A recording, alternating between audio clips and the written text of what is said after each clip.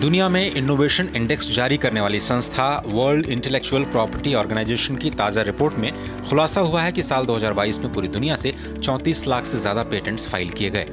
अच्छी खबर यह है कि साल 2022 में भारत से किए गए आवेदनों में करीब 32% की वृद्धि हुई, जो दुनिया में इनोवेशन करने वाले देशों में सबसे अधिक है।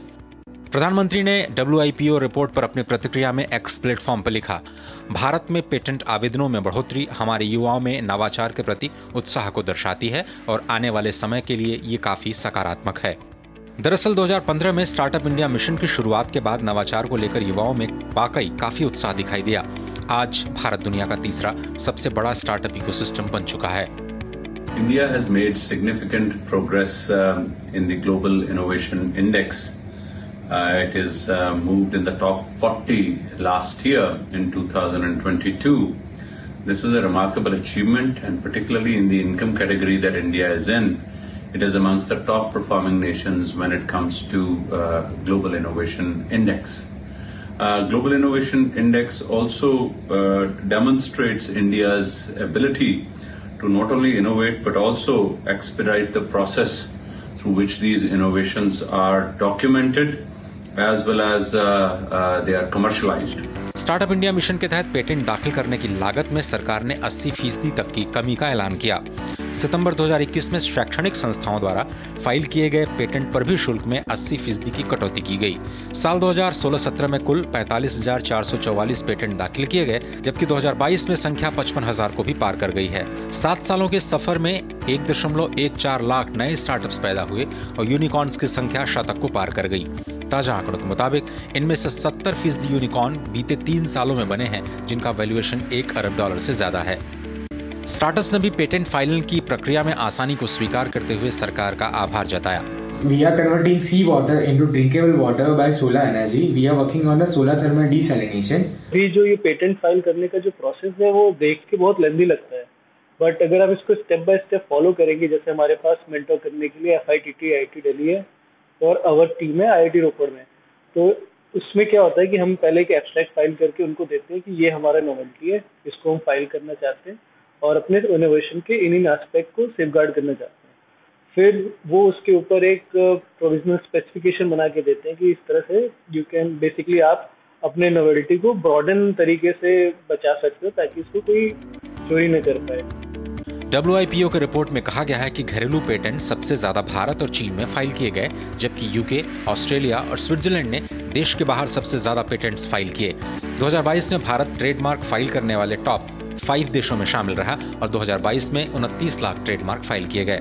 ब्यूरो इनपुट्स के साथ अजय मिश्र, DD न्यूज, दिल्ली।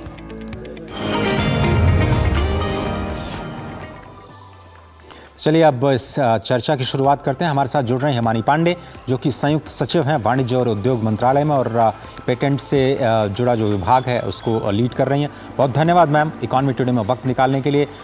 जब से स्टार्टअप इंडिया की शुरुआत हुई है, पेटेंट की पूरी दुनिया किस तरह से बदली है और ये अच्छी खबर है कि भारत के जो पेटेंट फाइल किए गए हैं उसमें इतनी ज़्यादा बढ़ोतरी देखी गई, तो उन सुधारों पर थोड़ा सा प्रकाश डालें कि क्या कुछ किया गया अभी तक। नमस्कार।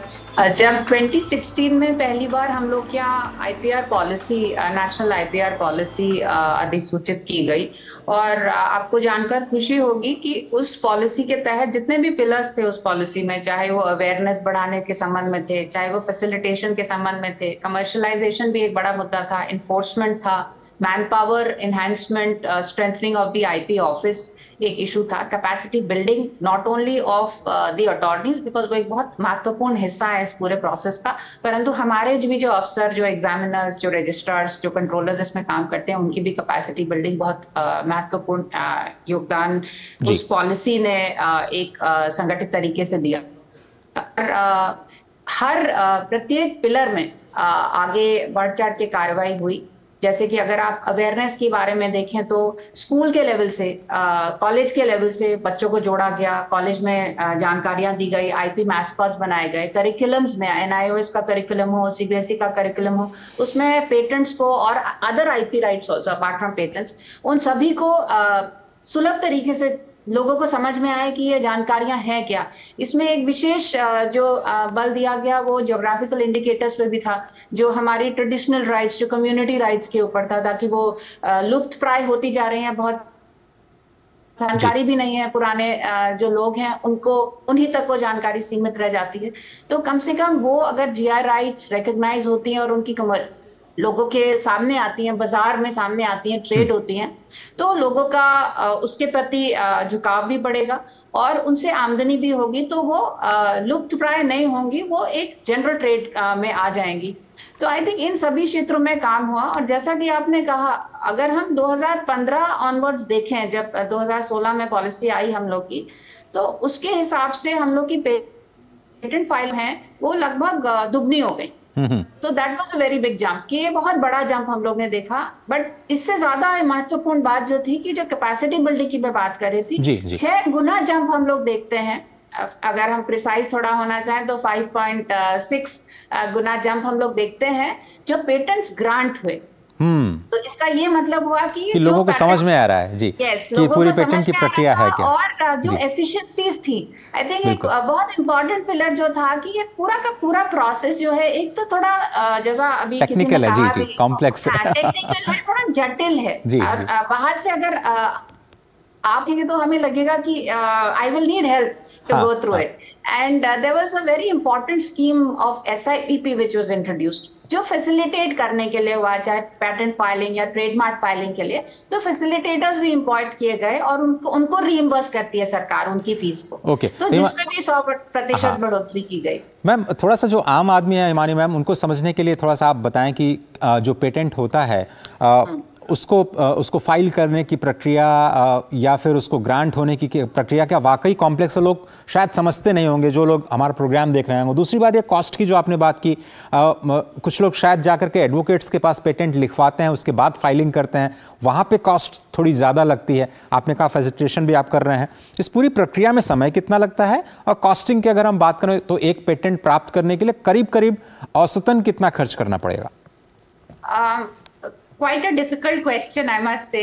One is that yes, we need technical help in this. अभी ये प्रक्रिया जो है, क्योंकि इसमें स्पेसिफिकेशंस आपको डालनी है कि आपका जो पैटेंट है उसकी क्या विशेषताएं हैं। ऐसा तो नहीं है कि पूर्व में किसी के द्वारा लिया गया, आपको जानकारी नहीं है और आपको लगता है कि मैंने बहुत ही बड़ा काम किया और अलग किया जो किसी ने सोचा नहीं। बिल्कुल जी, बिल्कुल। और ये कितना इसमें इनोवेशन है। और हमारे यहाँ बड़ा इंपॉर्टेंट जो हमारे एक स्तंभ है हमारे पेटेंट एक्ट का, वो सेक्शन 3D है, जो कहता है कि ये इनोवेटिव होना चाहिए, इससे वैल्यू एडिशन भी होनी चाहिए। सो ये दोनों जब हम डाल देते हैं शर्तें, तो ये मुश्किल होता है।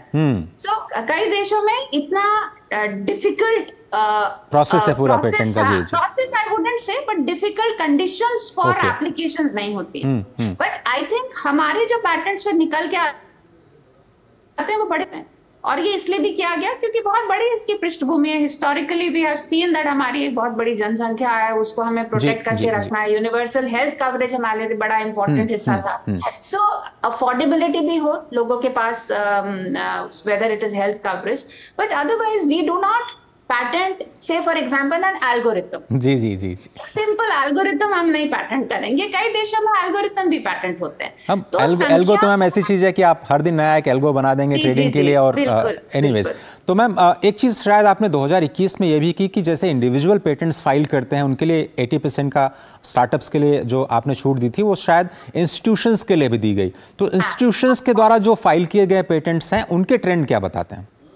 सो वेरी गुड ट्रेंड्स जो एक स्लाइड में भी दिखाया था कि एजुकेशनल इंस्टीट्यूशंस हैं, भारत सरकार के विभाग हैं, इसमें भी हम लोग बहुत बढ़ोतरी देखते हैं। सो लाइक आई सेड, हर चीज केवल पैटेंट्स के नजरिए से मत देखिए, इसको ओवरऑल आईपी सिस्टम जो है जिसमें पैटेंट्स आता है, कॉपीराइट आता है, ट्रेडमार्क आता है, डिजाइन आता है, ये या ज्योग्राफिकल इंडिकेटर्स भी आता है, तो ये सारी की सारी हम देखते हैं तो हम बहुत पॉजिटिव ट्रेंड हमें दिखाई देता है, विशेष रूप से ट्रेडमार्क में। क्योंकि आपने वाइपो की चर्चा करी, तो वाइपो में अगर देखेंगे तो ट्रेडमार्क्स में भी हम लोग काफी बेहतर कर रहे हैं। लगभग 2 दशक से हम लोग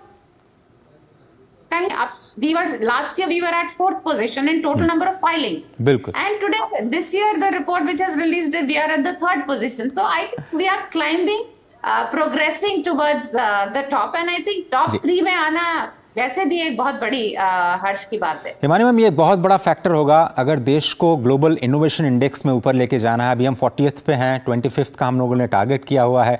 मुझे याद आता है जब प्रधानमंत्री अमेरिका की यात्रा पर गए थे, उन्होंने वहाँ की जो संसद है उसमें कहा था कि योगा पर हमने कोई पेटेंट नहीं रखा है। ये पेटेंट कितना इम्पॉर्टेंट है देश के पारंपरिक ज्ञान को सुरक्षित रखने के लिए, या फिर कोई एक नया व्यक्ति, नई संस्था कोई इनोवेशन करती है तो? जो चीज पब्लिक डोमेन में आती है उसका पेटेंट नहीं किया जा सकता है। कोई चीज जब पहले पब्लिक के सामने इस रूप में आती है कि वो एक नॉवेल्टी लेकर के आ रही है, एक इनोवेशन लेकर के आ रही है, सो सिर्फ महज एक चेंज ही इंपॉर्टेंट नहीं होता इसमें। So it should add value to that entire thing. It should be innovative, it should be novel and it should add value. So ये तीनों चीजें जब कंप्लीट हो जाती हैं तब हमारे यहाँ पैटेंट का ग्रांट होता है। यदि कोई प्रायर आर्ट सर्च में हमें नहीं दिखता कि इसके पहले किसी को वो पैटेंट ग्रांट किया गया। बहुत बहुत धन्यवाद हिमानी मैम वक्त निकालने के लिए और इस बहुत ही कॉम्प्लेक्स सब्जेक्ट पर अपनी राय रखने के लिए। और आगे बढ़ते हैं।